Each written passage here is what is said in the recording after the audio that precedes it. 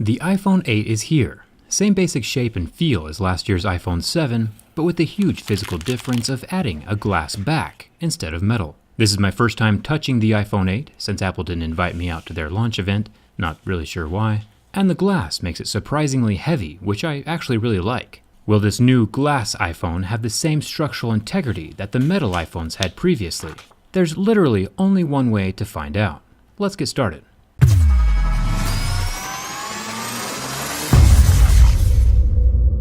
Apple claims that this is the most durable glass ever on a smartphone. Pretty bold claim. I've tested over 75 different phones now, and I think we should start with the scratch test first. I have a set of Mohs hardness picks that differentiate between different minerals. Plastic screen phones would scratch at a level 3, glass is usually around a 5 or a 6 on Mohs scale, and real sapphire scratches at a level 8 or 9. As far as scratching goes, this glass scratched at a level 6, with a deeper groove at a level 7, which is the exact same score that the iPhone 7 got last year, as well as the Note 8 and most other tempered glass flagships these days. When Apple says most durable, they might be talking about impacts and drops instead of scratch resistance. Let me know in the comments if you think I should drop test a couple of these phones. Even though the screen is impervious to my razor blade, coins, and keys, I would still recommend a screen protector. Plenty of other dust, minerals, and pocket sand are harder than a level 6, and can cause micro abrasions. Speaking of sapphire, Apple does claim to use some sapphire on their phones, namely the camera lenses, so we'll have to put that to the test. Again, the home button is not affected by my razor blade, so it won't get damaged or scratched up while sliding around in your pocket or purse, and that's good for durability. Up at the top of the phone, we have the 7-megapixel front-facing camera tucked under that same slab of front glass, so it is protected against major scratches and damage as well. With previous versions of the iPhone, Apple used a flimsy metal screen to cover the earpiece, which sometimes could jostle and fall out. But nowadays they use a more permanent, solid metal screen which will not fall out or dislodge. Bonus points for that one. The gold glass iPhone 8 has a solid slab covering the entire rear surface of the phone. Still undamaged by my razor blade, it's also good to see the Apple logo and the iPhone text are layered under the glass and not exposed on the surface. This means they won't rub or wear away with use or time. It's pretty cool how the dual-tone LED flash blends so perfectly with the pink and gold color of this phone. Protected under the glass surface, things are still looking sleek and aesthetic. One cool thing is that right next to the camera lens there's a little microphone hole that has a metal grill in it. Apple's attention to small detail and aesthetics is amazing. Most phones just leave it as a hole with no protection. And now for the camera lens. Apple claims that this is made from sapphire. Sapphire is a super premium and expensive and durable material that resists scratching until level 8 or 9 on Mohs scale. Testing out this claim with my razor blade, which is about a 5.5 on Mohs scale, leaves no scratches, which is great. And that means that this camera lens is just as durable as regular glass so far. But when I test Apple's sapphire with my Mohs picks, I see visible marks at a level 6, and a level 7, and a deep catching groove at a level 8.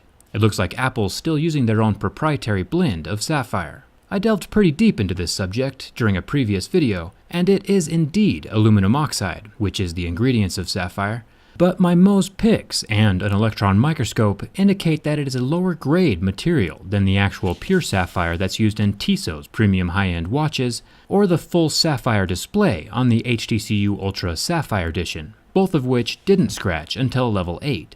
Apple might have extreme attention to detail, but it's my opinion that they cut some corners with this sapphire stuff. I did buy one of their overpriced sapphire Apple watches to test, and that should arrive today sometime. So make sure you're subscribed so you don't miss that durability test. There is a metal ring around the camera lens, but the weird part is that the camera lens sticks up even farther than the metal ring does, so there's no protection for that lens. And since it scratches at a level 6 instead of a level 8, it still needs that protection. Now the sides of the phone are real metal, so Apple did a good job there. This handles keys and coins very well,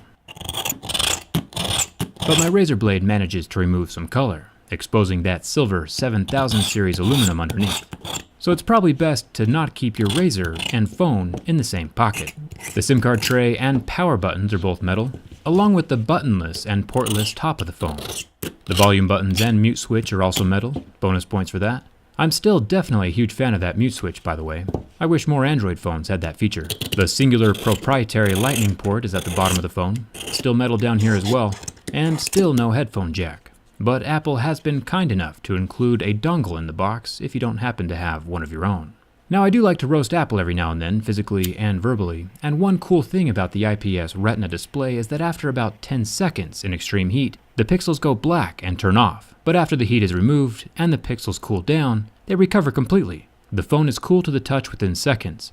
It's still important to not try this on your own phone, because the flame does burn off the oleophobic exterior coating on the glass. I have been contacted by several angry mothers whose kids have burned phones, so please don't try this at home. Speaking of things to not try at home, it's time for the ultimate test of durability. Nothing stresses the construction of a phone like a bin test, and whether you're an Android fan or an Apple user, everyone can appreciate a well-built phone. And this is indeed a well-built phone. There is zero flex to this device. If you remember on my iPhone 7 bin test last year, the waterproofing adhesive was ruined by the bend, but this has since been corrected with the iPhone 8. I'm very impressed. There is no glass separation on the front or the back, no matter how you bend it. This phone is definitely skinny jean approved. The last thing I want to point out as a bonus and thumbs up to Apple's build quality is the rear glass panel. It has a lip of plastic around the edge as a cushion to protect the glass during drops, so the plastic helps out. Smart design choice. The front screen also has a plastic cushion around the glass as well. Most people wouldn't notice this subtle detail, but Apple does put an extraordinary amount of thought and design into their phones. Well, except for the sapphire camera lens anyway. Hit that subscribe button if you want to see that sapphire Apple Watch tested, and come hang out with me on Instagram and Twitter. I think we should try and make a clear iPhone 8. Thanks for watching, and I'll see you around.